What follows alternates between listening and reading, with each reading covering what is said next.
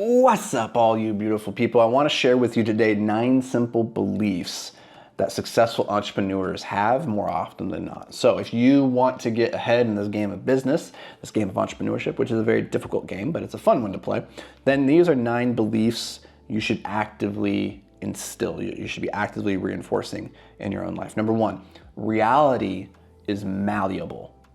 So what I've found is that successful entrepreneurs recognize that it's our beliefs which limit us far more than reality. They understand something that I wrote many years ago, which is that your beliefs are the chisel, your actions are the hammer, and reality is the stone. And you can carve from that reality whatever it is that you want, but it all starts with your beliefs and your actions. Your beliefs drive your actions in a very real way. But just recognize that you ultimately have control. You can make reality whatever you want to. Now I know that sounds a little bit delusional. There's maybe some limits to that, but generally speaking, our expectations limit us far more than reality. So that's number 1. Reality is malleable. Number 2, there's only 2 types of beliefs.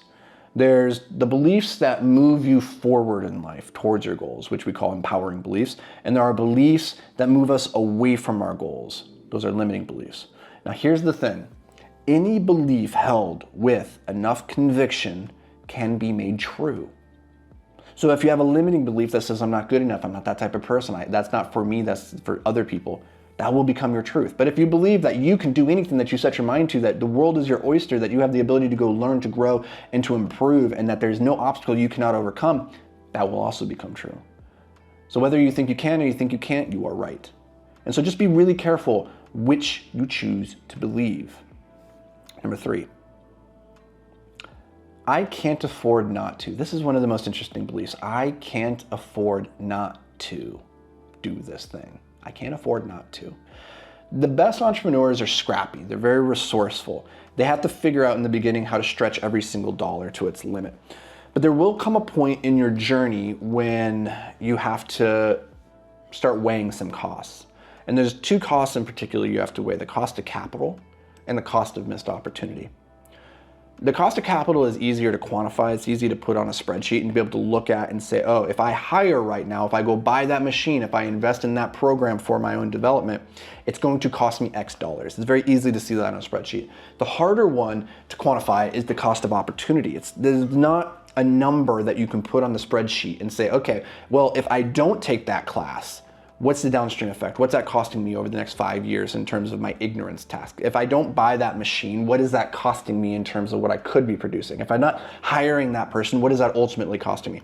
It's very hard to quantify the cost of missed opportunity, but in my experience, the cost of missed opportunity is almost always greater than the cost of capital, which is why the most successful entrepreneurs don't say, I can't afford this. Instead, they say, I can't afford not to do this. It's a different mindset entirely. All right, number 4 is to question everything. Everything. Orson Scott Card said, we question all of our beliefs except those we truly believe, and those we never think to question at all. That's from his book, Speaker for the Dead, which is like my 2nd favorite science fiction book of all time, 2nd maybe only to Ender's Game, which is, the all-time best-selling science fiction book. So very, very good stuff. But beliefs, especially of the limiting variety, they're sneaky. They hide in plain sight as common sense, as tradition. But the chained man doesn't realize he's chained until he starts to move. My experience, the most successful entrepreneurs, they're the ones that never stop moving. They never stop questioning their assumptions. They never stop questioning their beliefs. And they look very deeply to say, what are those beliefs that I'm not even thinking to question right now because they just feel so obvious to me? Those are the ones that you need to spend the most time with, because if you don't question those, you will continue moving forward in life, potentially with some beliefs that are fundamentally misguided in terms of where you're trying to go, that they're limiting you, but you never even realized it because you never even thought to look at them. All right, number 5, only imposters fake it until they make it. The strongest beliefs, they're not formed through faith. They're not formed through delusion. They're formed through evidence. Confidence, the self-belief that you have in yourself, it comes from competence. It comes from experience. It comes from the belief that you have that you can do the thing, and the strongest belief for why you can do a thing is because you have done the thing before. So we stack proof, not affirmations. Number 6, act despite how you feel. This is the most important, I think, belief, is that you don't have to feel a certain way to do a thing. Because the universe, it doesn't care how you feel, it doesn't care what you've planned, it doesn't even care what you think, it only cares what you do. And you don't have to feel a certain way to do that thing, you just have to show up and do it. You don't have to love it, do it anyways. And that, for me, was a hard lesson to learn. I always waited till I was in the mood, till I felt the right level of motivation or the right energy. And as a result, things just never got done. And when I stopped waiting for the right moment, when I stopped waiting to feel ready and just started taking action, doing the things that I knew I needed to do regardless of how I felt, that's when things started changing in my life. Number 7, you will never feel as though you belong. Now, I've read this one before, but this is one of my favorite tweets that I've ever written. It goes like this: if you don't ever feel like an imposter, it's probably because you've stopped growing. You stopped reaching for goals beyond your current capacity, stopped stepping into rooms with people operating beyond your level. You stopped growing. If you never want to feel like an imposter, then stop striving. But if the cure for imposter syndrome sounds worse than the disease, just accept that you will never feel as though you belong and keep moving forward regardless. All right, number 8. I'm not special. The most pervasive belief holding young entrepreneurs back is that nobody can do this as well as me.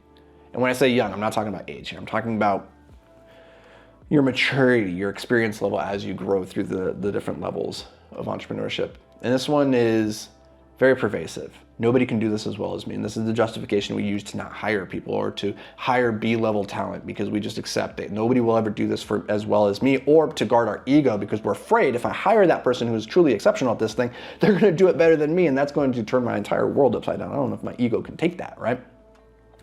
This, however, is a one-way street to burnout, and this is no type of way to build a business. This is how you build a job. It's how you build a job for a crazy person that you hate working for, aka you. So don't do that. Number 9, you are the problem. You will unlock unlimited growth the day you master the theory of constraint, which is just to say that a system will never grow beyond its biggest constraint, aka its bottleneck. The chain is only as strong as the weakest link. So until you identify what that constraint is and then focus all your time and energy on removing it, your business will not grow. But what's going to happen is when you do that, it's going to reveal a new constraint, a new problem, a new weakest link. And growing your business is just the process of systematically identifying what is the weakest link, what is cutting off the flow, removing that, and then figuring out where's the next bottleneck. And in most cases, that I've found, is that you as the entrepreneur are actually the problem. You are the constraint. You are the bottleneck. The skills that you have or that you lack, that's the big issue. Figuring out how to remove your constraints, your weaknesses, your inabilities to hire, to train, to do whatever it is, to communicate an idea effectively. The ability to identify in yourself what those constraints are and then remove them, that takes self-awareness, but that is also the secret to unlocking unlimited growth inside of your business. So those are 9 beliefs that I've found in successful entrepreneurs time and time again. And if you want to grow, if you want to maximize your return on life and to build an amazing business and an even more amazing life, I think these are 9 beliefs that will serve you well. So let me know, which of these is the most impactful to you? Which one do you struggle with the most, or do you find the most powerful? So let me know in the comments, shoot me a DM, shoot me a email. I'd love to hear from you guys. But until then, stay hyper, folks, my friends.